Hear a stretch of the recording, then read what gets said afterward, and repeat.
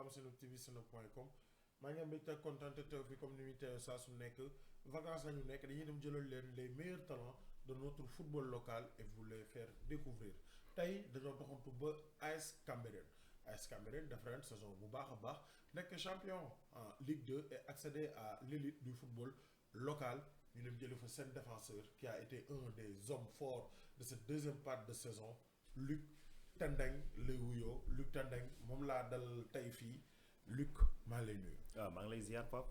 yaa ngi si jàmm. waaye maa ngi si jàmm bu baax di la sant ci invitation bi.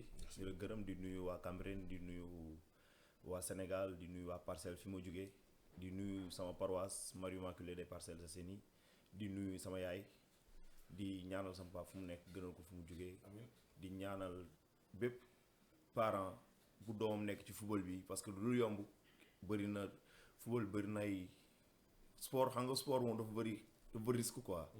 te sa doom nekk ci benn niveau bi nga koy dégg ci des fois ça fait peur quoi. di wax maman yeeg papa yi yokku ñaan yi di gën a ñaax xale yi surtout loolu. gën a ñaax xale yi loolu nag moom am na solo fi nga jëkkee mooy waajur moom foofu la leen daan foofu lañ xale yi di rawante. waaw loolu la de. ni nga ko commencé baax na trop mais Luc yaa ngi noose. non dañ koy dégg rek. champion en Ligue 2 Luc. saa prime bi war na wàcc. privilège la de jotaguñ nag de mais ñu ngi prime bi war na wàcc nii nga war a laal ay une semaine sali. waaw war a laal sali bi wala ngay laal Dubaï. non Dubaï tollaguma foofu nag. tollaguma Dubaï quoi da ngay laal Dubaï. non tollaguma foofu. mais vacances pro. champion Ligue 2 prime bi war na wàcc. gis nga de ñun moom ñu ngi nii di xaar de. ñu ngi déglu Cheikh suñu président. waaw Cheikh xam naa ni moom yàggatul dara mu wooñu am nu mu def ak ñun mais ñu ngi xaar. lu ngay passé ses vacances actuellement. mun naa ne samay vacances moom pas comme bu may compétir mais maa ngi entraîné nag chaque jour maa ngi entraîné même mu deful 2 séances maa ngi def benn séance maa ngi ci daal toog di xaar parce que vacances sax tolluguma fay vacances mais gars non si parce que def nga au moins si waa avoir 7 mois de compétition. et là tey rek waa ligue bi def nañ fa communiqué ne prochaine journée 18 octobre xaw ma 8 octobre 18 octobre le championnat Sénégal di commencé waat.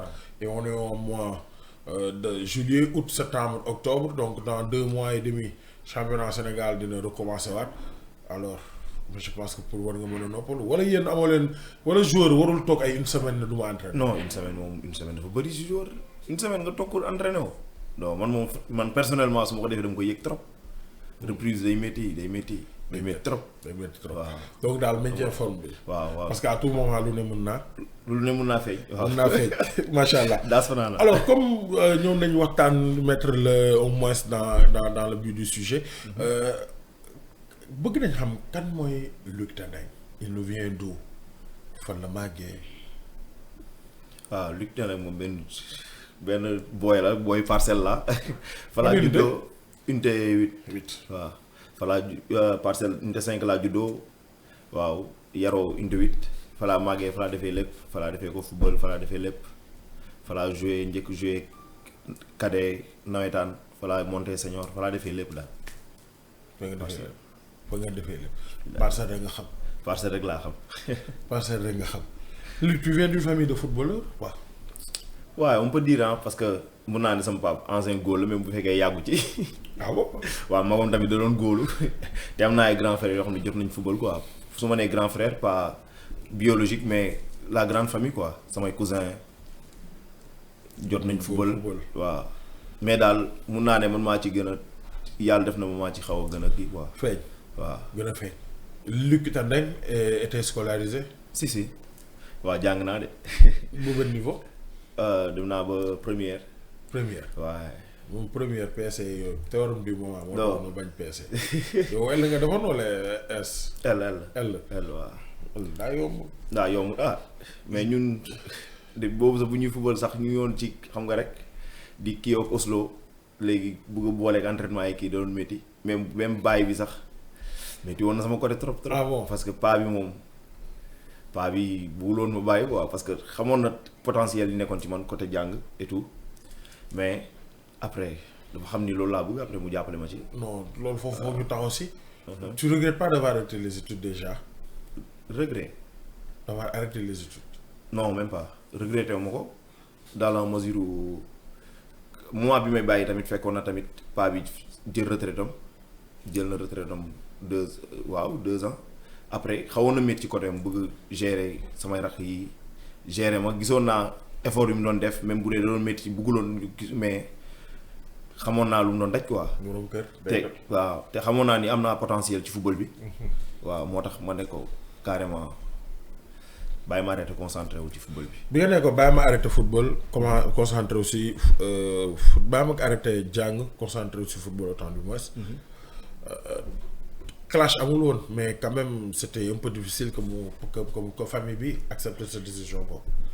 waaw métti woon na nag métti woon na surtout moom côté am parce que comme li ma la wax xamoon na potentiel yu ma amoon mais maire bi aussi jàppale na ma ci quoi maire bi tamit jàppale na parce que waxtaan nañ dañ ci doon waxtaan lu bëri pas bi même chose mais après dañoo accepté rek xam ni moom laa bëgg quoi. et bi ñu accepté nga bàyyi jàng concentré sur football fan nga njëkk a teg sa valise. Oslo. jaata Oslo fa laa def cadet 2 ans laa fa def Oslo 2 ans laa def cadet laa fa joué waaw cadet rek laa fa joué ak junior. après. da nga doon boole nawetaan Parcelles wala. waaw dama ko doon boole nawetaan Parcelles. c'est que nous joué. Entente 811. bu Parcelles. foofu rek fa laa dëkk waaw. waaw après ngay def foofu cadet joué Parcelles. gars yi di gis ngay def ay prestations yu solides. et à quel moment tu as décidé que ne non bàyyi nawetaan def championnat professionnel.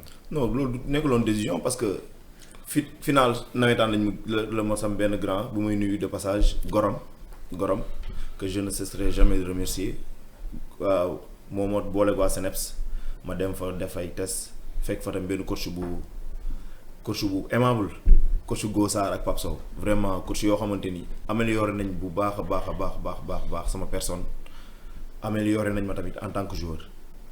Gossard ak Pape Sow. ban année la nga dem Seneps. Seneps 2 ans laa fa def daaw ak daawaati géej. donc mun nañu wax 2022 final boobu lañ la gis nga def Seneps 2023 2024. et yow ren nga rejoindre AS Cambérène waaw ren laa rejoindre. ren nga rejoindre AS Cambérène waaw ci digg championnat bi sax peut-être pas ci digg bi mais. ci mercato bi ay. parce que neuvième journée nga ñëw suma nga commencé. jouer commencé journée parce que ñoo naa fekk équipe bi nekk ci jouer 4 à 5 matchs. avec AS Cambérène waaw AS Cambérène parce que protocole libération et tout moom lañ doon xaaraale en même temps parce que amoon na yeneen offre sax mais grand muy liggéeyal Oussou maa ngi koy nuyu moo ma ne pourquoi pas nga ñëw Cambérène vu que ni comme que Parcelles nga kii te Cambérène mosoon naa fa jaar blessure la amoon après mi-saison coach Bouamane ne ma pourquoi pas nga ñëw jàpp fii tant que balaa saison bi di buwaat ma joué fa.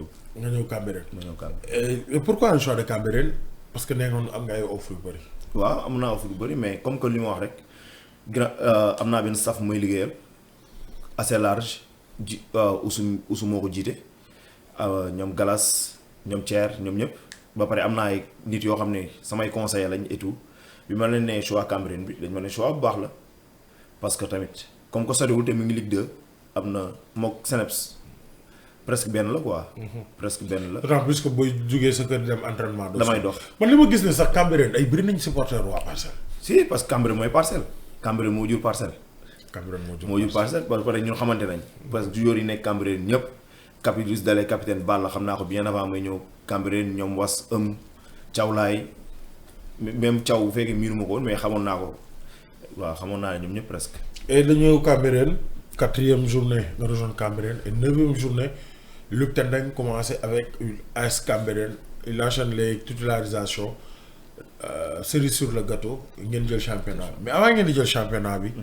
Ligue en première partie saison bi kenn xaarul woon Cambérène on avait un trio de tête SMI AS Douanes Stade de Mbour. AS Cambérène muy trottiné mais en deuxième partie saison AS Cambérène enchaîne les victoires et on voit un collectif on voit une équipe pas des individualités.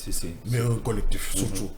lan moo ne woon la force de l'AS Cambérène en seconde partie saison bi. suñu doolee comme li nga wax rek mën nañ ne solidarité bi la ba pare Cambérène ñun joueurs yi dañoo am chance ay mag entre ñu ay mag yoo xamante ni xam nañ sport def nañ ko dàqu ñu leen ko ba pare yéene ñu joueurs yi après ñu am ay joueurs yoo xamante tamit waaw ay joueurs yu oyof wàcce seen bopp tamit nangoo déglu mun naa ne loolu moo nekkoon kii bi loolu moo nekkoon déclic bi parce que tegle nañ fi ay journée yoo xamante métti woon na trop parce que man moment bi may ñëw sax bi maa ngi fekk équipe bi 2 défaites ñu ñëw contre Douane 9e journée bi tamit défaite lañ fa jël 2-1 défaite lañ fa jël 2-1 léegi après ak salaire yi tardé woon affaire yooyu grève yeeg yooyu noonu équipe bi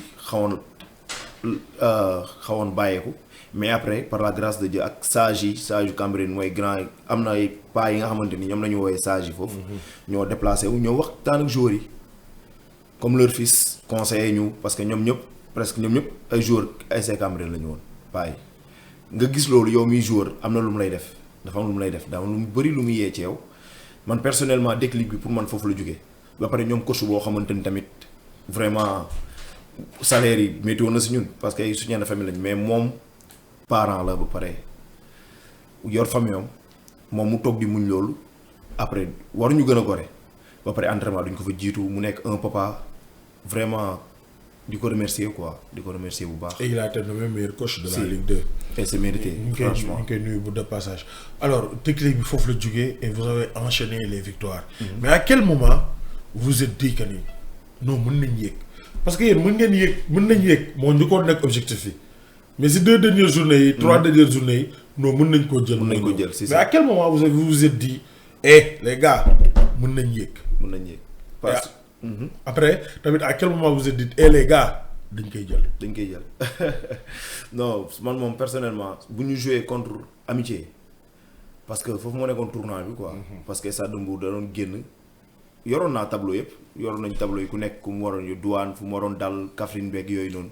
yor nañ xamoon nañ ni ku ne mun na fakkastalu foofu te ñun dañoo ne suñu focusé si ñaari kii du suñ dooree Amitié dóor Seneps rek génn nañ ci Stade de Mbour lañ jóge dem Amitié Stade de Mbour match nul lañ fa jóge lañ fa jëlee am Amitié dóor ko te boobu di remercier waaye supporters yi parce que match boobu supporters yi ñoo ko gagné franchement. supporters wu AS Cambérène ñoo ko gagné ñoo gagné match contre Amitié moom ñoom ñoo ko gagné quoi. parce que match bi soo xoolee première mi-temps bi on n'était pas genre au top quoi on n'était pas au top parce que on perdait trop le duel waaw xawoon nañ ak pression gagné bi par force dañoo manqué suñu démarrage match quoi.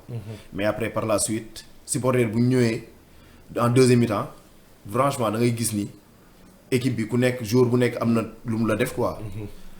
Boussel la nga gis gars yi di yuuxu. waaw après nag supporter bu ñu ñëwee Amitié ñun xamoon nañ day lâcher force parce que loolu àndoon ko woon. pression boobu ngeen gagné Amitié Stade de Mbour ñu tenir ko en échec. waaw Douane ñu tenir ko en échec SMA yi lâche des points et là vous êtes dit que ni mën nañ yéeg. oui nga war a am Seneps jógee Seneps après dem Kaffrine ñu ne ñaari match yëpp ay final la bu ñu ko gagné dañuy jël championnat bi parce que Stade de Mbour boobu ñoo tolloon goal leverage la ñu doon xëccoo. et Stade de Mbour fakkastalu contre NGB. et là vous êtes dit que ni non gars yi nag xoolal léegi nag waxtuñu waxi yéeg jël championnat bi si. et là vous êtes sacré champion bi ngeen jëlee championnat bi au niveau de Kaffrine. on voyait la joie parce que c'était comme un rêve. si waaye neexoon na trop neexoon na trop franchement neexoon na trop parce que nekkuloon lu yomb parce que ñëpp ku heure yi ñu doon entraîner kuy entraîner 11h mooy heure bi gën a nooy parce que 13h nga doon entraîner. 13h 13h lu tax ngeen di entraîner 13h AS Cambérène. xam nga Cambérène ak manque d'infrastructure yi terrain yi seen terrain yëpp ñu ngi en travaux moo taxoon comme que amuñu terrain genre dañ doon def avec les moyens du bord. tey fan ngeen fa amoon leen stade boo leen doon entraîner. stade Parcelle bi. ngeen doon entraîner léegi heure de disponibilité heure yi lañ doon xool. waaw des fois 13h. des fois 13h 11h30 14h des fois 15h. ak naaj bu tàng bi mais nag loolu dimbal nañu parce que tamit. heure de match yi la. waaw.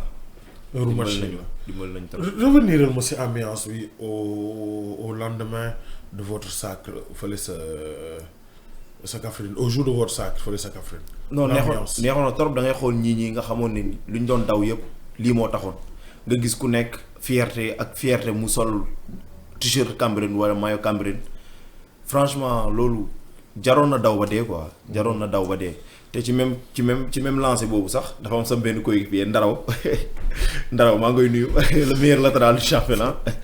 Ndaraw.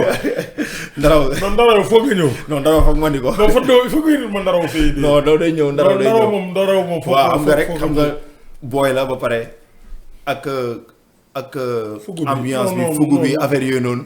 mu def benn discours. après nag par la suite mooy loolu après discours bi nag waaw non discours bi sax daf ko def noonu mais ci ay mbalg la ko def. bu affaire boo xamante ni da ko jël à cœur. pour Ndaraw foog nga ñëw. non dina ñëw Ndaraw moom foog ma di ko. incha allah en tout cas c'était bien c'était cool. et là sur le plan personnel bu ñu jógee si plan collectif yi. si tu regardes vers le rétroviseur est-ce que tu es fier de ta saison. forcément que je suis fier de ma saison parce que comme lu ñuy wax rek yombuloon parce que nga ñoo fekk benn équipe bu nekk en place nga war a gagner sa place yombuloon mais gëmoon naa ni dama koy def man leeroon na ma nii buñ sama tànk moo ko tegee si terrain du bëgg naat parce que dama doon mbalagante booy sax ne ko di leen tooñ naan soo ku fi xas ba génn doo ko dool doo ñëwaat di ko tooñ mais tamit ambiance bi loolu la woon parce que da ngay gis ñaari excentré wala ñaari attaquant dañuy ñëw regroupement sax ñu ne la yii sawaay gros bu xonk la nag kii woon loolu moo nekkoon suñu kii parce que on était tellement solidaires c'était une famille équipe moom c'était une famille groupe bi macha allah c'était une famille quoi. Luc Tendeng 9e journée la commencé jouer. gars yu bëri nee nañ Luc Tendeng li tax bokkut sax ci 11 yi ñi naan nekkul meilleur défenseur c'est que dafa yéex a ñëw. mais say talent personne n'en disconvient au niveau du championnat de l'État. Quelles sont les perspectives de Luc Tendeng. yéeg nga Ligue 1 ak AS Cambérène. mais xam naa téléphone bi mi ngi naan kar. non yéeg nga lépp. non avant ngay ñëw sax côté boobu ñu ñëw foofu côté émotion mais maire bi nga ñëwee indil ko médaille Ligue 2 bi. maire bi waaw maire bi moom lépp lu ma kii moom quoi franchement maire bi moom mooy lépp moo tax may daw lépp daal moom la lépp moom laa koy déjee quoi. quel a été son ressenti. non ñaan rek la def da ngay sentir ni waaw ñaan la parce que du nekkul elle n'est pas trop bavarde. mais ñaan ak conseil rek la ma jox après. yóbbu nga trophée bi si paa bi. non paa bi moom yóbbu ko ma parce que paa bi. non xam naa loolu mais mun nga ko yóbbul foofu. yóbbul ko rek ne ko père. une des mille et une qui vont venir incha allah rabbi. et alors bu ñu jógee foofu ñu ñëwaat si fi ma doon waxee perspective. Luc Tendeng tu as frappé fort et tu as fait une bonne prestation durant cette saison. avec une très bonne impression. téléphone bi mi ngi naan kar. quelles sont les perspectives de Luc Tendeng yëguma dara nag xaw ma lu xew wax ma rek. non téléphone moom sama téléphone même bu sonné tamit du téléphone bi mooy joxe kii bi de du téléphone mooy joxe feu vert de comme li ma la wax sànq rek dama am staff bu may liggéeyal te je le fais. mais le téléphone sonne. waaw loolu forcément. téléphone baa ngi sonné léegi rek sonné na. da nga bëgg yoolee. man doo fi naa yoolee ma rek dama ne téléphone baa ngi sonné rek. non da nga bëgg yoolee bi da nga bëgg yoolee quoi mais comme li ma wax rek dama am staff bu may liggéeyal te comme li ma wax rek benn soldat bu pare pour dem. guerre la bu ñu ma neewoon suba fii nga jëm falaa jëm bu ñu ma neewoon ISPA nga jëm falaa jëm bu ñu ma nee. ISPA ban Sénégal si nga jëm non ñaan naa kii dama la bëgg wax bokk. xam naa non nee naa am naa kilifa c'est pas moi qui dis. am naa kilifa si. waaw kon baax na mais quand même les perspectives sont là. vouloir échelonner vouloir avoir des perspectives pourquoi pas aussi monnaie ses talents ailleurs. si Sénégal. c'est-à-dire ne gars yi gis nañu jël ay Rwanda quoi mais yow moom yooyu xaw ma ndax di nga si dugg wala doo si dugg. Rwanda gis naa gars yi di jël ay Rwanda daal man noppi naa sax. yàlla baax na déedéet kan mooy sa idole si ce jeu. Thiago Silva. waaw lan moo neex si Thiago Silva. Thiago Silva li ma gën a neex mooy il défend debout quoi c'est en plus dans le jeu c'est un leader il sait calmer le jeu il sait donner un tempo franchement et les duels aériens il est costaud waaw. en tout cas maa ngi am mbégte ak contenté dalal la fii t'as fait une très bonne saison champion avec AS Cambérène et un des meilleurs défenseurs de ce championnat du Sénégal nous souhaitons des lendemains meilleurs dans votre profession muy le football boo amee ñooy remercier.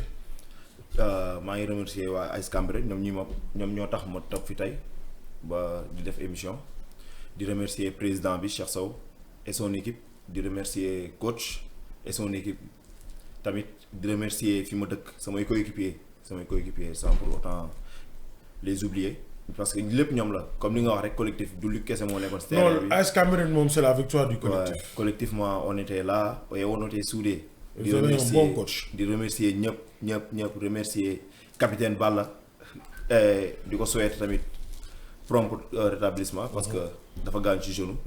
di remercier sama waa unité parcelle unité 8 di remercier président Aziz et son équipe di remercier sama waa team Angel Voice ñooñu moom mun naa ne sama àdduna moo demee ba toog nii di aisé wu di wax.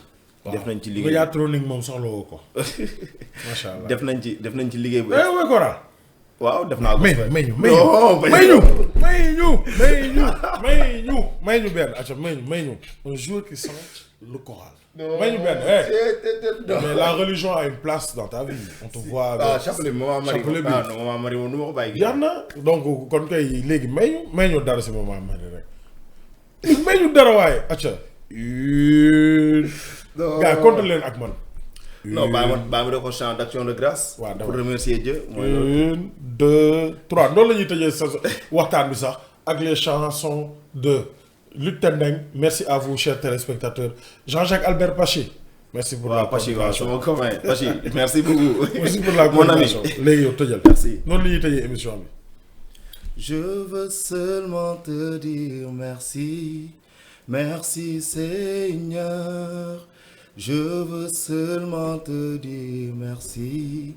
Merci Seigneur pour cette belle émission. Merci Seigneur. Merci Seigneur. Merci pour la vie. Merci Seigneur. Merci Seigneur. Je vous donne rendez-vous.